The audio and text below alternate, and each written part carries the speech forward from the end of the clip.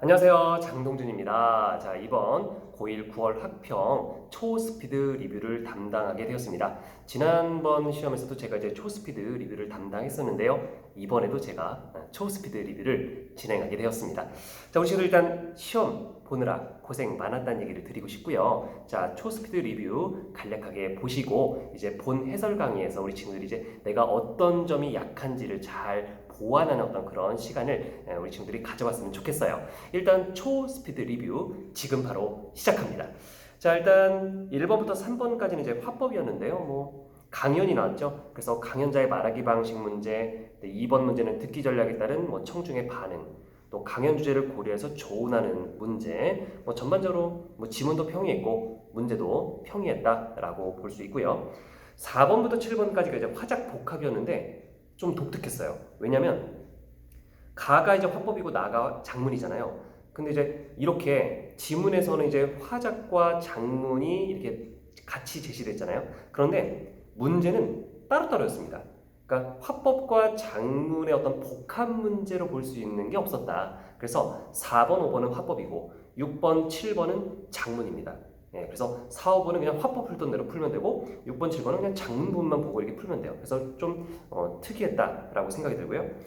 7번 문제 고쳐쓰기 문항의 경우에는 정확한 문장 표현과 관련된 문법 지식이 좀 부족했다면 푸는데 좀 어려움을 느꼈을 것이다. 그렇게 판단이 됩니다. 그 다음에 8번부터 10번까지는 장문이었죠. 여기서는 또 보면 특별한 건 없는데 9번 문제 같은 경우에는 이제 제시된 자료가 좀 길어서 문제를 풀 때 시간이 좀 많이 걸리지 않았을까 그렇게 생각이 됩니다. 하지만 선지에 제시된 그 자료, 보기에 제시된 자료 있죠? 선지에서 보면 보기에서 제시된 자료와 그 다음에 이제 활용 방안이 이렇게 연결되는데 그 보기에 제시된 자료와 활용 방안의 어떤 그런 연관성을 빠르게 판단하는 연습을 했다면 어렵지 않게 정답을 골랐을 것 같아요. 자, 그 다음에 11번부터 15번까지는 이제 문법인데요. 11번부터 12번 보면은 한글 맞춤법에 대한 지문이 나오고 관련된 문항이 나왔죠. 그 다음에 13번은 된소리 대기, 14번은 직접 인용, 간접 인용, 15번은 사전 활용하기가 나왔습니다. 그래서 전반적으로 이제 어려운 개념이 나왔다고 볼 수는 없고요. 문법도 딱히 킬러 문제라고 할 만한 게 없었다. 하지만 그래도 이제 아는 만큼 보인다라고 해서 문법 개념을 제대로 정리하지 않은 친구들은 어려웠을 겁니다. 그래서 시간 날 때 EBS에서 문법 강의 하나 좀 들어서 우리 친구들이 문법 개념을 좀 정리한 상태에서 머릿속에 좀 숙지한 상태에서 다음 시험을 봤으면 좋겠어요.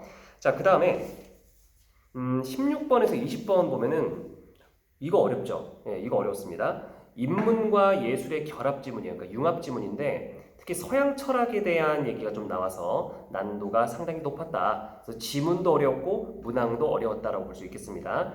그래서 이제 이런 지문 같은 경우는 존재에 대한 철학자들, 니체나 플라톤, 헤라클리토스 등 이런 사람들의 어떤 견해 차이점을 중심으로 정리를 잘해야 돼요. 그 차이점에 주목해서 견해 차이점에 주목해서 독해를 해야 했었다라는 거고요.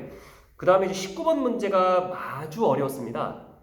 하지만 어려웠지만은 인상적인 문제였어요. 왜냐하면 니체 사상과 연결지어서 미술 작품을 감상하는 문제, 개인적으로 되게 멋있다고 생각이 됐고요. 그래서 지문에 제시된 니체 사상을 정확하게 이해하는 것이 핵심이었다. 그렇게 볼 수 있습니다. 자, 그 다음에 21번에서 23번은 사회지문인데 이제 구독경제에 대한 얘기가 나왔어요. 이거는 쉬웠습니다. 어려운 경제 개념은 절대 아니고요. 그래서 지문에 제시된 구독경제 개념이라든지 유형, 그 다음에 또 구독경제 확산 현상, 구독경제의 장단점 이런 것들 갖다가 그냥 지문에 나와 있는 내용을 잘 보고 이해했다면 쉽게 풀 수 있는 그런 문제들이었다. 그 다음에 이제 24번에서 26번이 기술지문, 전기레인지 기억나실 겁니다. 이거 어려웠어요. 그래서 가장 우리 친구들이 어렵게 느낀 지문이 아니었나 생각이 되고요. 특히 25번과 26번이 어려웠습니다. 많이 어려웠습니다. 그래서 두 문제 다 정보 간 관계 파악을 잘 해야만 정답을 고를 수 있는 그런 문제였다. 고난도 문항이었다. 이렇게 말씀드릴게요. 그 다음에 이제 27번에서 30번은 생명과학 지문인데요. 과학 지문인데 이제 과학의 물화생지 중에서 생명과학 지문입니다. 근데 너무 쉬웠어요. 지문도 쉬웠고 문제도 쉬웠습니다. 28번에 그림이 제시되었지만은 그렇다고 해도 뭐 문제 정답을 골라내는데 어려움이 있진 않았을 것이다라고 판단이 돼요. 그 다음에 31번에서 33번 이제 드디어 문학입니다.